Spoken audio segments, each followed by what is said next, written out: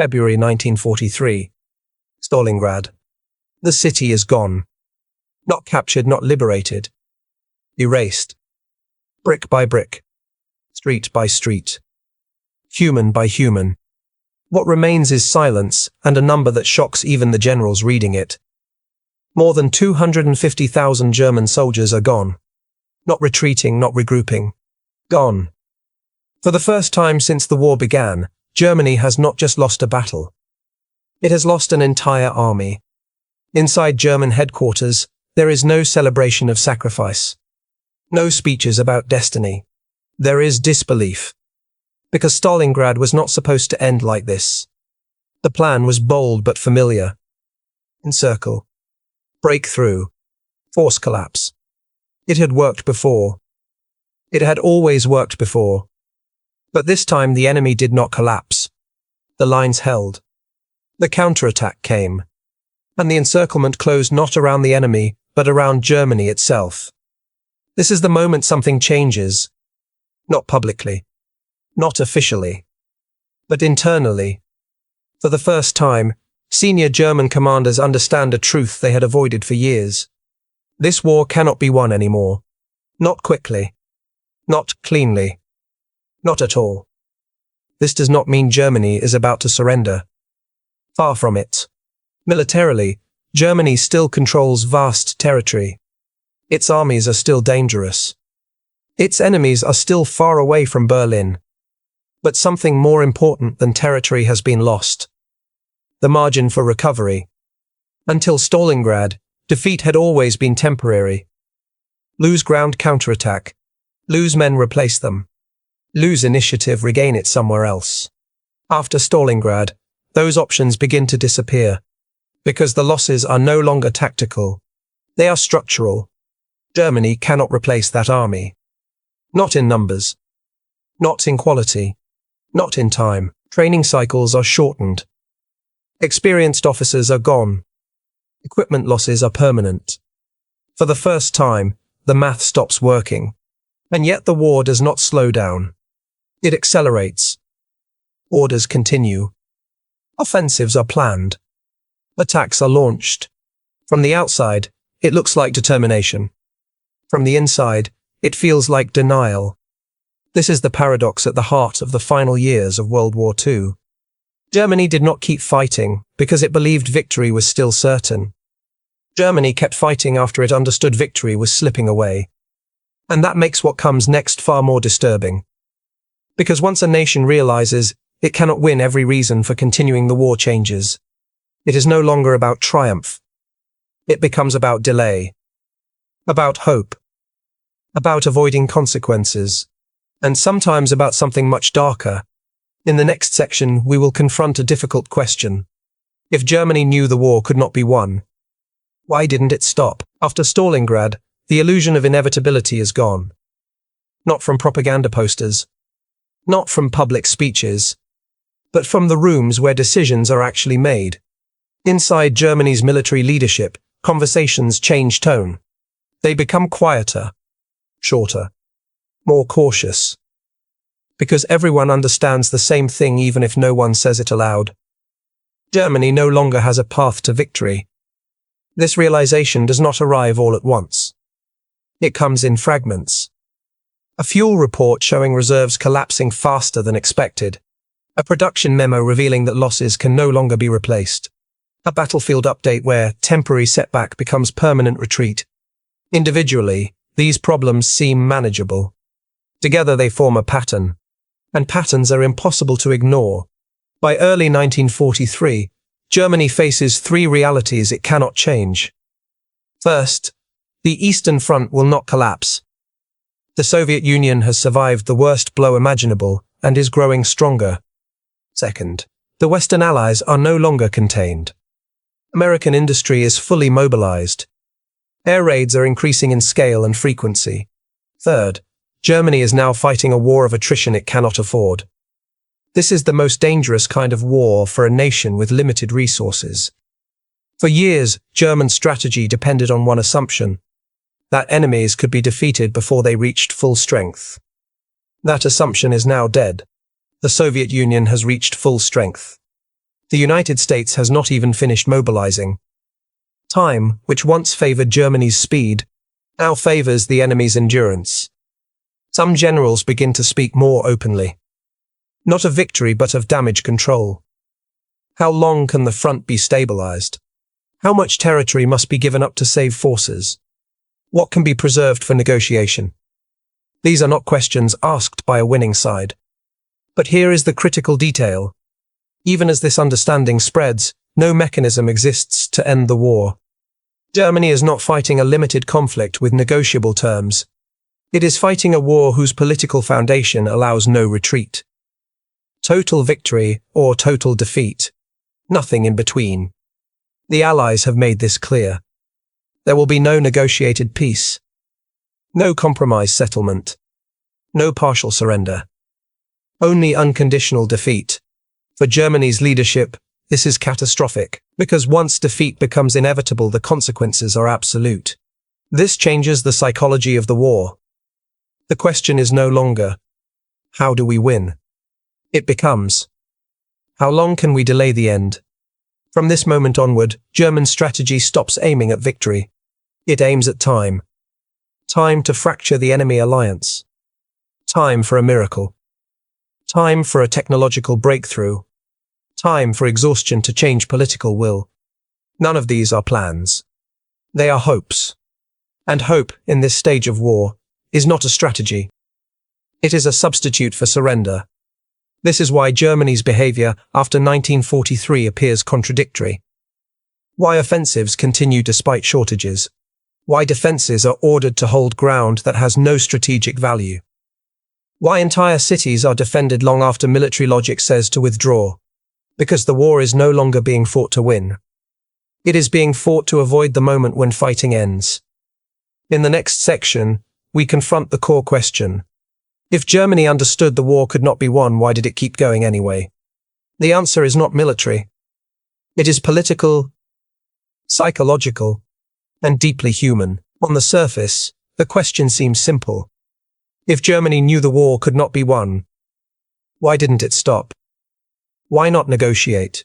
Why not surrender early and spare millions of lives? The answer is not found on the battlefield. It is found in fear. By 1943, Germany was no longer fighting a conventional war. It was fighting the consequences of losing one. And those consequences were terrifying. First, there was political reality. Germany was not a democracy that could vote a government out. It was a regime built on total control. There was no mechanism for course correction. No legal path to peace. No opposition capable of taking power. Stopping the war meant destroying the system itself. And those who led that system understood exactly what defeat would bring. Second, there was personal survival. Germany's leadership was not just facing military defeat. They were facing accountability, war crimes, mass repression, systematic violence. Ending the war did not mean returning to civilian life. It meant trials, prison, execution. For many at the top, continuing the war even hopelessly felt safer than surrender. Third, there was ideology.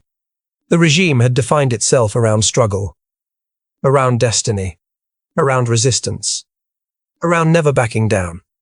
Admitting defeat was not just a military failure. It was an existential collapse. If the war was lost, then everything built since the 1930s had been a lie. That truth was unbearable. This created a dangerous logic. As defeat became inevitable, the incentive to prolong the war increased, not decreased. Because delay meant more time to hide evidence, more time to shift blame, more time to hope anything would change. For ordinary Germans, the situation was different. Many knew the war was lost long before it ended. They saw the bombed cities, the shrinking rations, the endless casualty notices. But knowing something privately and acting on it publicly are not the same thing. Open resistance meant death. Questioning orders meant execution. Silence became survival. And survival required obedience, even when obedience led nowhere. This is how wars continue past the point of logic. not because people believe in victory, but because they fear what comes after defeat. By 1943, Germany is no longer fighting the Allies alone. It is fighting the future. A future where it will be judged. A future where myths collapse. A future where there is no escape from responsibility.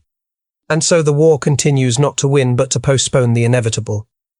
In the next section, we will see how this fear reshaped German strategy. The war becomes something new. Not a campaign for victory, but a fight for time. After 1943, German military planning enters a strange new phase.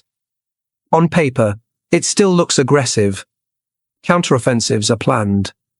New defensive lines are announced.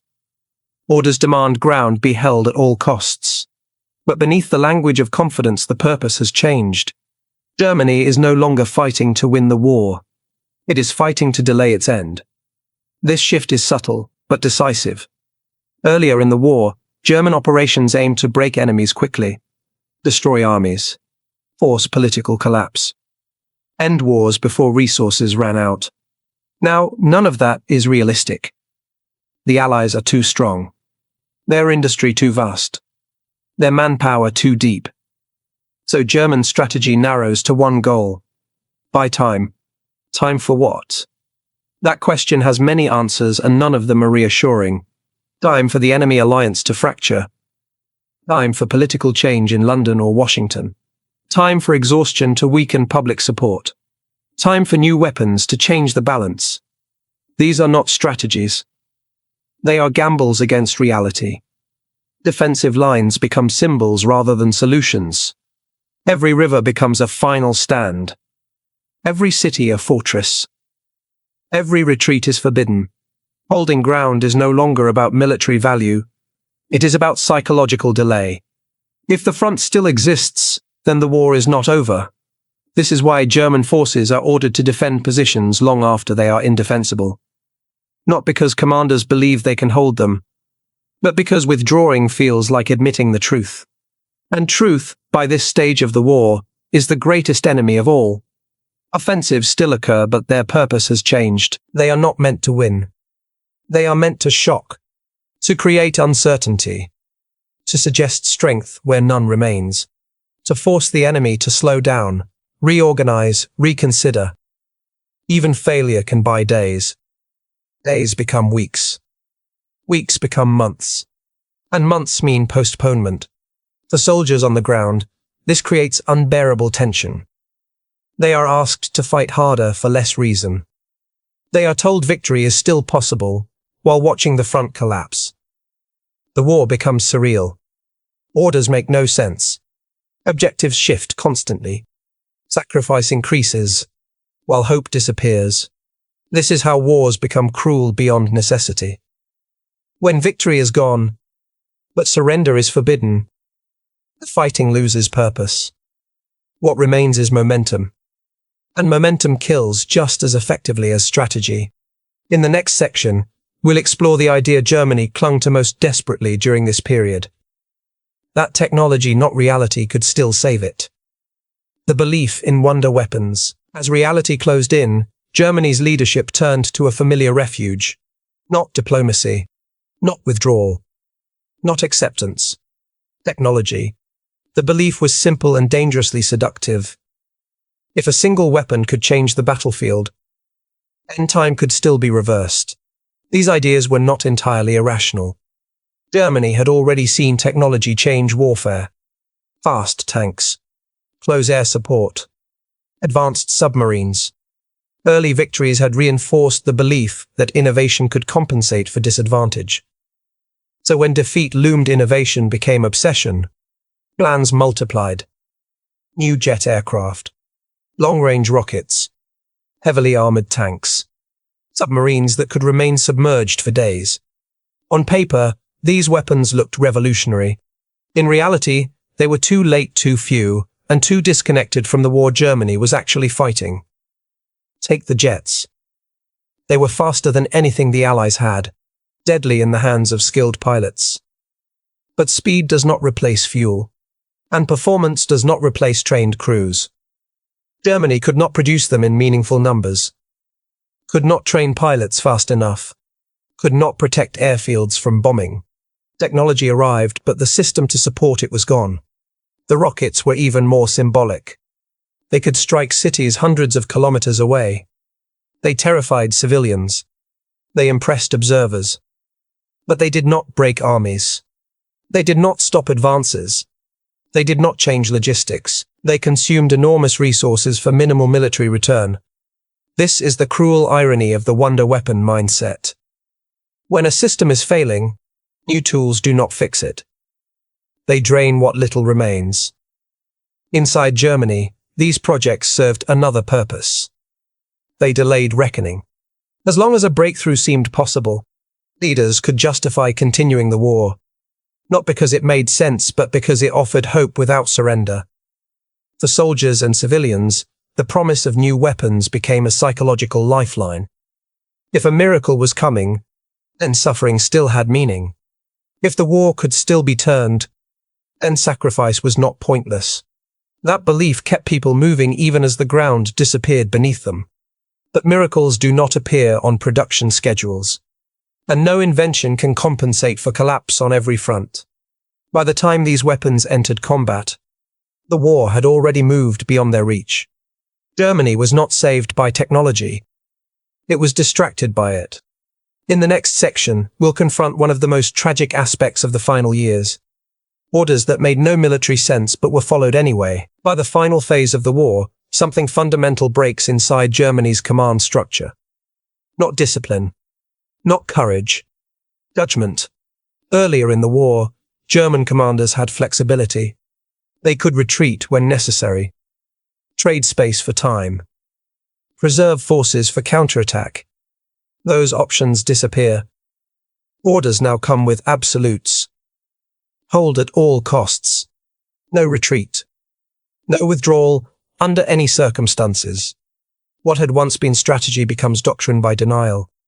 Cities are declared fortresses, ports, river crossings, industrial centers.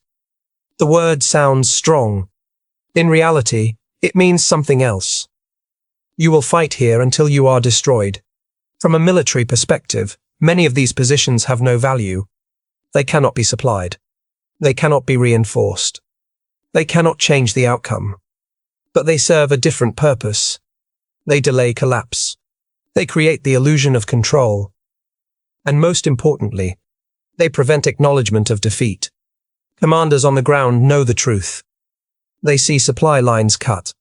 They see air superiority lost. They see manpower exhausted. Some request permission to withdraw. Many are denied. Others don't ask. They know the answer. This creates a new kind of warfare. One where soldiers are not maneuvering for advantage, but being fixed in place until annihilation. Battles become predictable. The enemy surrounds, bombards, advances. German units resist, not because they expect relief, but because they have no alternative. Obedience becomes survival's opposite. To follow orders is to die slowly. To disobey is to risk immediate execution. This is not a military dilemma. It is a moral one. And yet, many continue to fight. Not because they believe the orders make sense, but because the system punishes doubt. The chain of command no longer exists to win the war. It exists to enforce continuation. This is how wars outlive logic, when admitting reality becomes more dangerous than ignoring it.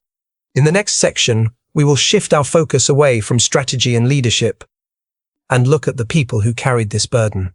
The soldiers who kept fighting, long after victory was impossible. By late 1944, many German soldiers no longer ask if the war can be won. They ask something else. How long will this last? These men are not fools. They see the skies filled with enemy aircraft. They feel the ground shake under constant bombardment. They watch supply trucks stop arriving.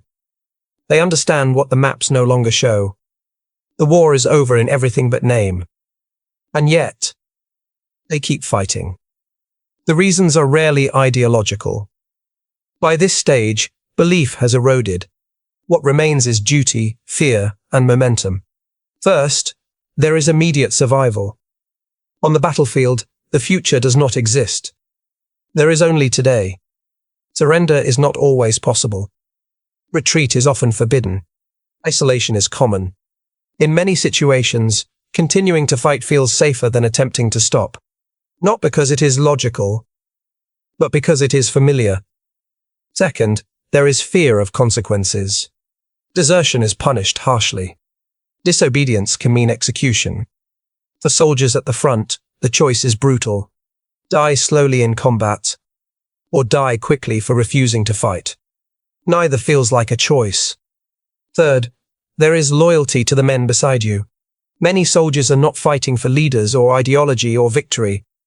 They are fighting for the person in the trench next to them. Walking away feels like betrayal. Staying feels like obligation. This is one of the darkest truths of prolonged war. Once fighting becomes routine, stopping requires more courage than continuing.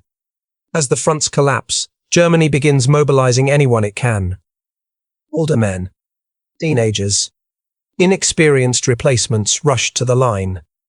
Training is minimal, equipment is scarce, and still they are sent forward, not to turn the war around, but to slow its end. For these soldiers, the war has no narrative, no triumph, no strategy, only endurance. They are not fighting for victory. They are fighting because the war has not yet stopped asking them to. This is how wars claim their final victims. Not in moments of ambition, but in moments of inertia. In the next section, we will step away from the front lines. We will look at what was happening inside Germany itself.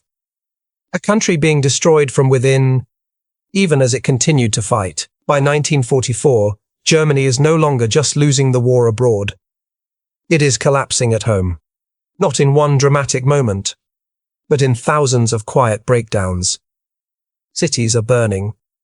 Night after night, air raid sirens tear through what remains of normal life.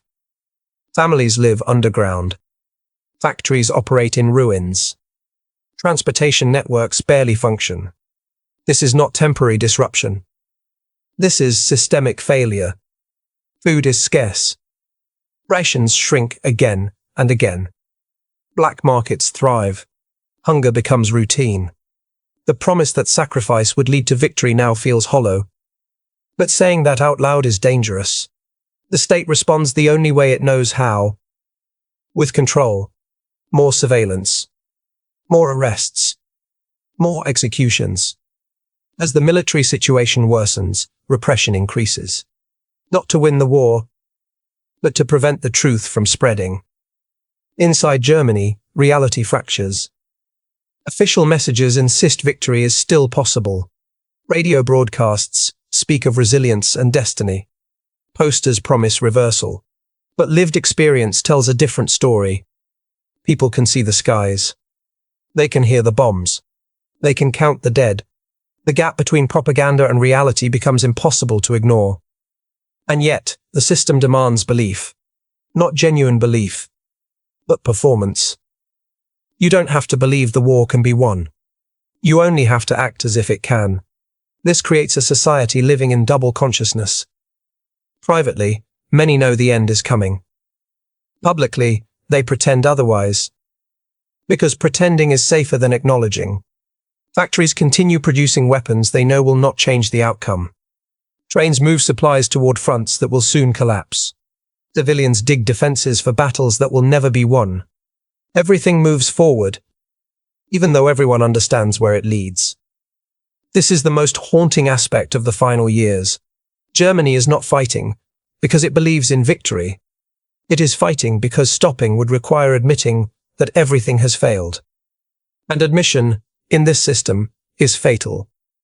As the Allies close in from all sides, the contradiction becomes unbearable. A state claiming strength that can no longer protect its own people. A war claimed to be defensive that is destroying the nation from within. By early 1945, the question inside Germany is no longer, how do we survive this war? It is, what will be left when it ends? In the next section, we will move into the final months. A phase of the war unlike anything before it. A war still being fought. even though its purpose has disappeared. By early 1945, the war has entered its final, most senseless phase. Germany is surrounded. From the west, Allied armies cross rivers that once symbolized security. From the east, Soviet forces advance with overwhelming force. The skies belong entirely to the enemy. There is no strategic ambiguity left. The outcome is decided. And yet, the fighting intensifies. This is what makes the final months so difficult to understand. Wars usually slow down as defeat becomes certain. World War II does the opposite. It accelerates. Cities that no longer matter strategically are defended to destruction. Units without fuel are ordered to counterattack. Teenagers and old men are armed and sent to positions they cannot hold. Not because these actions can change the outcome, but because stopping has become impossible. The command structure no longer operates on military logic. It operates on denial. Orders are issued that everyone knows cannot be fulfilled. Reports are rewritten to hide reality. Failure is punished, even when success is impossible. This is not leadership. It is momentum without direction. For many commanders, the war has narrowed to a single responsibility. Hold together what remains, long enough to avoid blame. Every delay shifts responsibility downward. Every extra day of fighting pushes accountability onto someone else. Time becomes currency. For soldiers, the experience is nightmarish. There is no sense of campaign or objective. Only retreat, followed by orders to stand. Followed by destruction. The enemy is everywhere. Supplies are nowhere. And still, the expectation to fight remains absolute. In these months, bravery loses meaning. There is no honor in holding ground that will be lost tomorrow. No triumph in defeating an enemy that will return with greater force. Courage becomes endurance. Not for victory, but for survival. The civilian population pays the highest price. Fighting continues inside cities full of non-combatants. Infrastructure is destroyed beyond recovery. Entire communities vanish. The war, which once claimed to protect the nation, now consumes it completely. What remains striking is not fanaticism. It is inertia. The system keeps moving because it has no way to stop. No off switch. No mechanism for collective refusal. No path that does not involve catastrophe. By April 1945, Germany is fighting a war that no longer has a goal. Not victory. Not negotiation. Not even delay. Just continuation. And continuation by this point is lethal in itself. In the final section, we will confront the most difficult question of all. If Germany was no longer fighting to win, what was it really fighting for? By the spring of 1945, the question is no longer military. Germany is not fighting for territory, not for resources, not for victory. Those things are gone. So what remains? Germany is fighting for control over how the war ends. Not to avoid defeat, but to delay judgment. For the leadership, this means something very specific. As long as the war continues, the future has not yet arrived. And the future is terrifying. It means trials, exposure, accountability. It means facing what was done in the name of the war. Ending the conflict does not just end fighting. It ends protection. For the system itself, continuing the war is a way to preserve illusion. If the state still exists, if orders are still obeyed, if armies are still in the field, then collapse has not yet been acknowledged. Reality can be postponed even if it cannot be escaped. For many inside Germany, the motivations are quieter.